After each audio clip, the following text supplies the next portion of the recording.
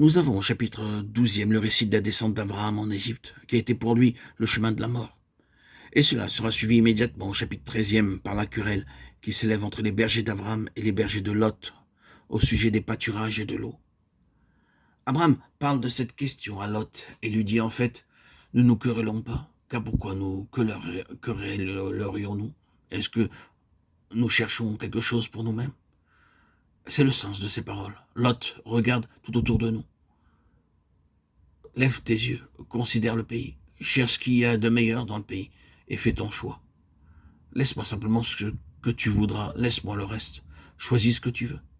Si tu te décides à aller dans une direction ou l'autre, je prendrai volontiers la direction opposée. Lot lève alors les yeux et voit toute la plaine du Jourdain, bien arrosée et fertile, et il l'a choisie pour lui. Ils se séparent alors l'un de l'autre. De la part d'Abraham, c'est un triomphe sur l'ambition. Aussitôt, Dieu s'approche de lui et lui dit, « Lève les yeux, tout le pays que tu aperçois, je te le donnerai à toi et à tes descendants pour toujours. Je rendrai ta postérité aussi nombreuse que les grains de poussière de la terre. » Genèse 13, 14, 16. Après tout, c'est là qu'est le chemin de la vie. Cet esprit d'acquisition terrestre, d'ambition, de gratification, ce besoin de posséder quelque chose ici-bas, devient pour Lot le chemin de la mort. Abraham abandonne tout ce qui concerne ce monde, l'abandonne pour Dieu, et Dieu intervient. Ici, nous trouvons un triomphe merveilleux et glorieux pour Abraham, qui renonce à cette ambition du monde.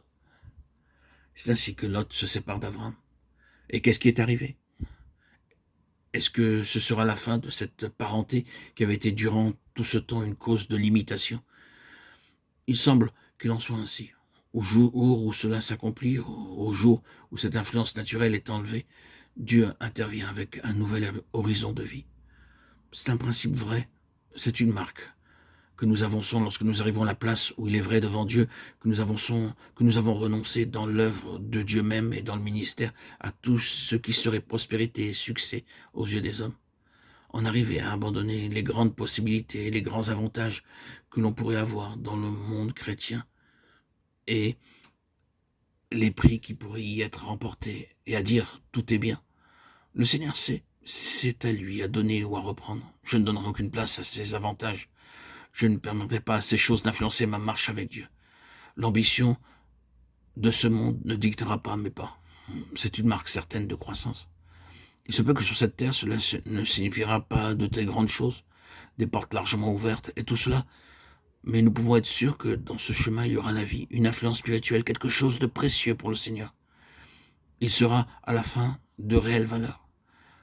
Et ce chemin nécessite quelquefois et avant tout ce conflit contre l'ambition de ce monde dans lequel doivent être repoussées toutes ces suggestions et toutes ces influences. Et il faut ensuite que nous arrivions à la place où nous voyons que le chemin de la vie consiste à marcher avec Dieu, alors même que cela nous coûterait tout. C'est ainsi qu'agit la loi de l'esprit de vie.